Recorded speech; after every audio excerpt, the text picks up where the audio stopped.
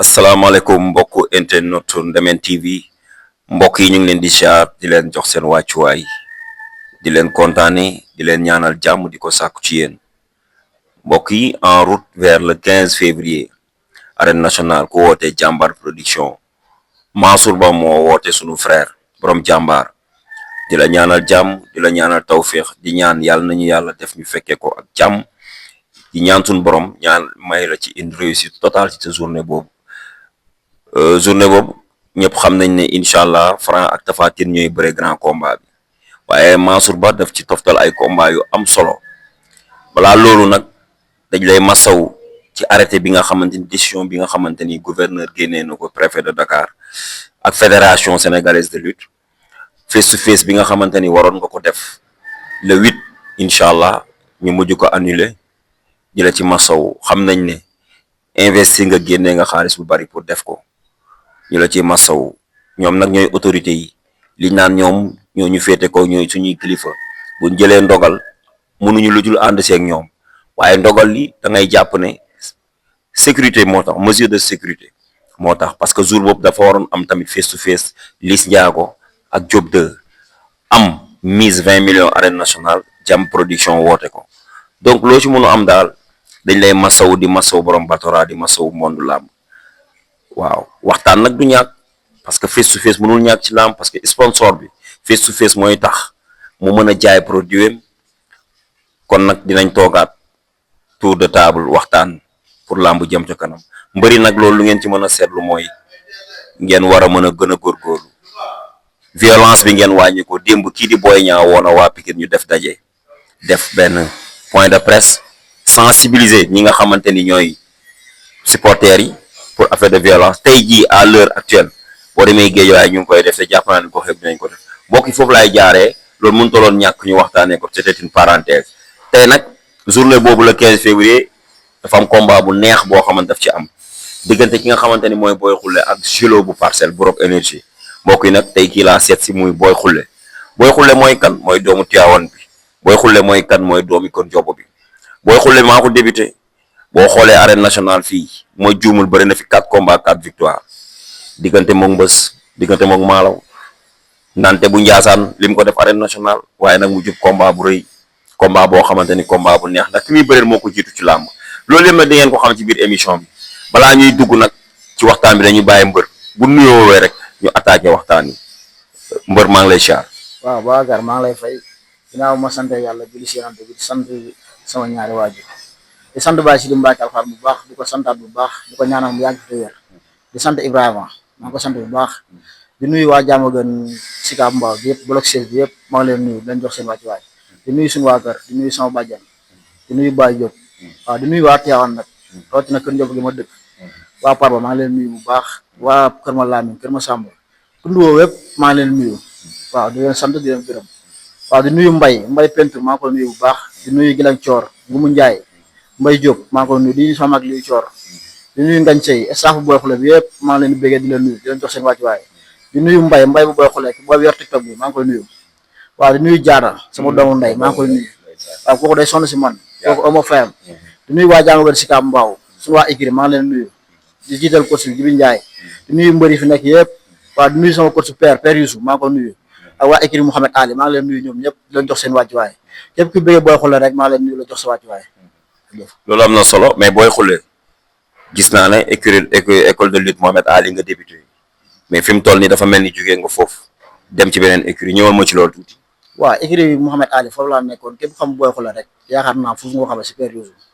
waaw mais làmb day toll foo xam ne nag yenn saa yi di nga soxla comme ñoo contactal soxla ay poids lourds yoo xam ni ñoo la war a may contact te écurie boobu am nay mbër quoi mais ay poids lourds yoo may contact ak combat yi nga jëm day laaj nga poids lourds yoo xam ne waaw dañ la war a may contact te man sama combat yi daanaka combat yi weesu yëpp ek fi Diamaguène Sicap Mbao laay contacté sama ñetti combat yi weesu yëpp fa laay contacté waaw loolu nag moo waral rek man xaaral ma dafa fee dafa benn parce que Diamaguène yëpp benn la écurie yëpp benn la parce que ngeen bëree seen waaw duñ bëri suñ biir waaye écurie bi Mohamed Ali moom ma bëggee dem nii dama fay dem di contacté mu bëggee ñëw Diamaguène Sicap Mbao Lamsar fépp foo bëgg a dem rek dama fay dem contacté Diamaguène yëpp benn la 100% Diamaguène bi la nga woote waaw loolu moo tax ma waral ma dem Diamaguène Sicap Mbao di nuyu nag mbëri Diamaguène Sicap Mbao yi su mel ni Feu Rouge sonn na si combat bi trop may na ma contact maa ngi koy sant bu baax su lay gaynde maa ngi koy sant bu baax champion boobu waaw ñooñu laay contactal si combat bi ñooñu ñu waroon may contact Caatu Jolof maa ngi koy sant moom itam bu baax champion yooyu xam nga ku xam jabaga si combat champion ñoo fa ne ñooñu la laal contactal si combat bi Zos ñoom ñëpp jàpp nañ si bu baax si coach Jibi Ndiaye ak coach fi nekk yëpp maa leen sant bu baax combat bi daanaka ñoom laa nu contactal combat bi moom jàpp nañ si bu baax waaye des nag moom si loxoy yàlla quoi yàlla suturaal may ñu ndam waaw loolu am na solo changement bi écrit bi li nga ci wax am na solo mais dañu ñëw directement ci combat bi sa diggante yaak Zilo est-ce que xam nga Zilo waaw Zilo xam naa ko nii rek xamul làmb rek waaw xamul làmb laa ko xam rek mais bu jour ba moom waaw la fay xewoon maa koy def lu tax loolu xamul làmb rek seetaan nga ay combat waaw seetaan na ay quelques combat rek mais man duma faral nag di seetaan ay combat nii man bu combat bi taxawee rek laa dugg tàppe sa benn combat laa seetaan pare naa ci est-ce que wóor na loolu waaw loolu man xale laa man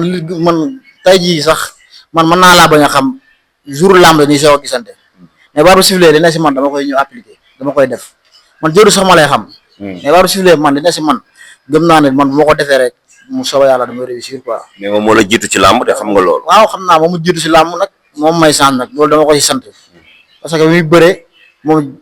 ñu sooy mag lañ doon bëree ndool ñoog liwi coor ñu la doon bëree ndool comme ma demee nag ban dugg si làmb bay dem ba fekkante fe moom bu bëree wala bëree moom rek waaw loolu ak njàmbaarte moo gu rëy moom laa wane ba mu tax mu may ma saa jël ma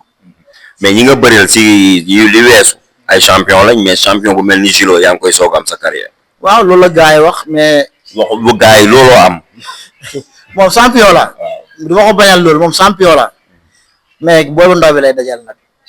xale bi waaw na lu jàpp mooy borom moom lay dajal bilaay lu ma jàpp maay borom wax naa ko signature bi naa xam lu ma jàpp maay borom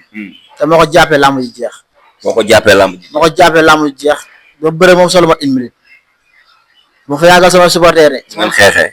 mu xeexee mu dóor ko mu daanu déedéet defal ndànk sañoo xeex ak Zilo boo waxal ak Zilo non Zilo bu xeexee mu dóor ko mu daanu bul ne bu xeexee ne ko boo xeexee Zilo boo xeexee lax mu dóor la nga daanu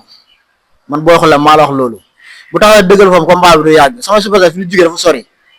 moo tax waruma bëre combat bu yàgg arbitre sifflé rek maa ngi si kawam fu mu taxaw dama koy fekk man maay xale moom na taxaw xaar man maa soxla te combat bi moo war a yóbbu fu sori combat déclenchement la te combat bi combat bu ma fonk la bu mu daj ay coono nag daj ay coono yu métti kontaan si bay bëgg a dee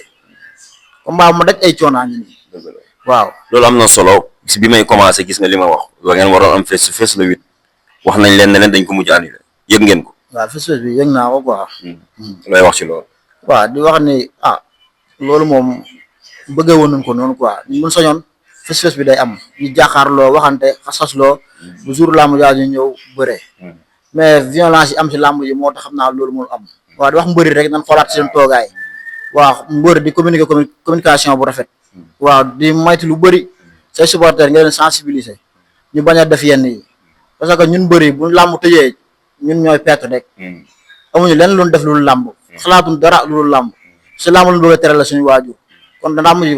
koy rafetal quoi ñu moytu violence bi di sensibiliser supporter yi waaw ñu xam ne ni toogee quoi bañ ñoo yàqal suñu làmb ñun mbëri amuñu lu làmb si leen war a tere suñu waajur waaw tabax mbëri ñoo fi yor oto yi rafet di yor kër yi rafet waaw ñoo war a defar làmb quoi waru ñoo lépp luy yàq làmb rek mbër wul see dox mbër dafa war a dox si luy defar làmb quoi waaw loolu am na solo gis ngeen message bi booy xulle mooy wax ak yéen bokk mbërëm yi mbër dafa war a dox ci liy rafetal làmb mais pas luy yàq làmb ngeen sensibiliser seen supporters yi wax ak ñoom mais bis bi ngay bëri est-ce que xam nga dayo bi le 15 février Franc Tapha Tine bis bu toll noonu waaw bis bu mag la waaw bis bu mag la moom parce que bis yooyu ku si képp kuy mbër rek ku si bëre boo doon mbër mu ndaw da ngaa war a wane bopp si bis boobu ji ma feeñ si bis boobu te ñun loolu la ñaan yàlla bis boobu dañ si war a wane suñu bopp làmb war ñoo gën a xam te bu soobee yàlla dañ si wane suñu bopp si journée boobu incha allah bu soobee yàlla dinañ ñëw wane suñu bopp dinañ bëre dinañ xeex dinañ ambiance dinañ def lépp te dinañ jàpp daan si kàttanu yàlla ñaan yàlla mu yor ndam yàlla nañu may ndam waaw loolu am na solo dinañ bëre dinañ xeex dinañ loolu am na solo looy wax si sponsor bi yow ban blouson nga doon sol man Xbet laa doon sol Xbet looy wax si sponsor bi parce que ñoom boo xoolee ñooy dooleel promoteur bi pour mu mën a tëgg événement yu toll nii waaw sponsor rek di leen sant rek di leen ñaanal ñu gën a yokkute waaw parce que ñoom ñooy dooleel promoteur yi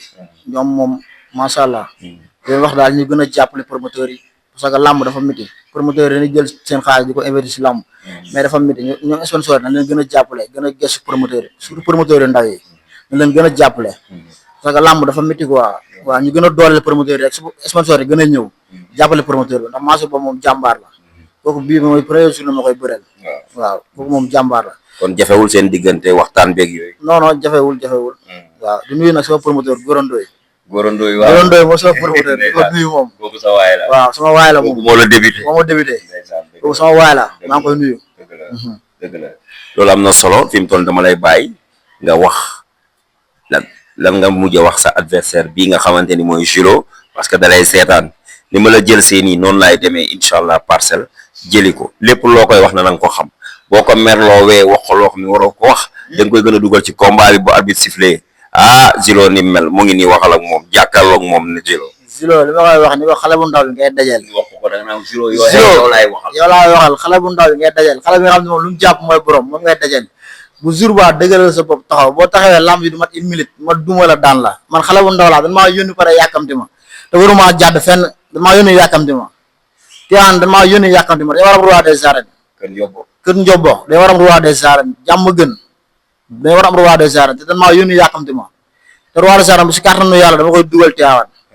si kàttanu yàlla bu yàlla dafa lay wér rek man foofu laa visé foofu laa teg sama bët mais du ay Julo yi Julo bu arbitre sifflé nga xam ne du maag moom loolu am na solo dégg nga li la Boy Khoule wax kàddu gu mujj gi looy tàggatoo. kàddu gu mujj gi nag di sant ñëpp waa di woote nag si combat bi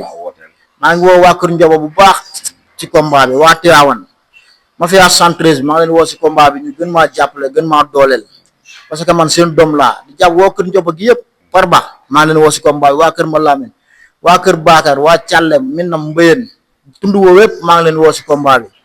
di woo waa Tamba waa Mewane sama dëkku yaay maa ngi leen woo si combat bi di woo waa Selko waa Kër Magëy waa Kër Saara ñëpp maa ngi leen woo si combat bi di woo bloc 16 bi yëpp jàmm gën gi yëpp moo limee rek damay jub suma waa koñ waa tëndam si waxi naan maa ngi leen woo si combat bi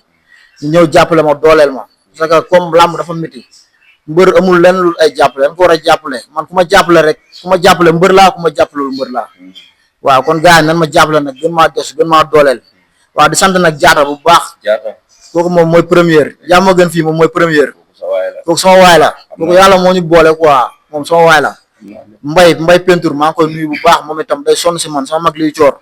moom itam di sonn si man Aziz Ndoye Ngañ Sey sama staff bi yëpp ñoom dañuy sonn si man amu seen fay di nuyu Mbay Diop sama doomu nday Gilañ coor moom itam maa ngi koy nuyu Ngumu Njaay maa ngi koy nuyu Pam Ndaw ñoom ñëpp sama rakk góor a ñoom ñëpp maa leen nuyu ñoom dañuy sonn si man sama mag yi su mel ni Morcuun moom itam day sonn si man waaw di leen woo si combat bi nag ñu gën maa dooleel Pa Ablaye moom itam day sonn si man ñi sonn si man lan sama combat dañ siy jàpp ñoom di leen woo tam ñu gën maa dooleel nag gën maa jàppale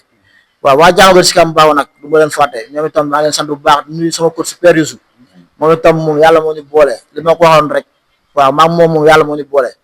nekk du ma écrire mais moo ngi mel ne maa fa ba léegi waaw sama papa la sama lépp la moom itam du ko sant bu baax moom li mu séntu woon si ñun yàlla bu yaakaar tas parce que moom tey fu mu toll si làmb rek moom di see joué waaw moom itam di ko sant di ko ñaanal écrire booy fi am combat yàlla na yàlla may ndam même jàmm si kam baaw booy fi am combat yëpp yàlla na yàlla may ndam waaw di sant Jibi Njaay moom itam day sonn si ñun coach jàmm si kam baaw moom itam day sonn si ñun waaw di nuyu mbër yi fa nekk yëpp ñu fa am combat yëpp yàlla na yàlla may ndam Lis Ndiaye mi am combat moom itam yàlla na ko yàlla may ndam Laurent ñoom ñëpp am nañ combat yàlla na yàlla may ndam Zos ñoom ñëpp yàlla na yàlla may ndam ñu amul combat tamit yàlla na am combat waaw di nuyu suñu waa kër ku si mel ni Baye Diop maa ngi koy nuyu bu baax day sonn si man sama bàjjan maa ngi koy nuyu ñoom aji ñoom asu ñoom ñëpp dañu sonn si man Awa Ndiaye ami ñoom ñëpp suñu waa kër gi yëpp maa leen nuyu dañu sonn si man sama waa koñ booyee ñoom amet ñoom dañu sonn si man saa ñoom commencé nañ sax di dajale pour béy yeeg tiset yi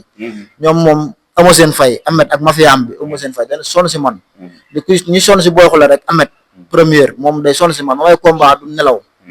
du tal lenn xaalis su ndéekeem lay jël di ko dajale pour mën am tiset pour mën am béy di sant boo yëpp ñoom Pape Fall maa leen nuyu ñoom Abu boo yëpp maa leen ñoom Dabaax boo yëpp maa leen nuyu di nuyu ñoom John Sina ñoom Aziz maa leen woo ndam si combat bi ñu gën a ñëw gën a dooleel ak Aziz Gueye maa ngi koy woo si combat bi moom itam mu gën maa jàppale gën maa dooleel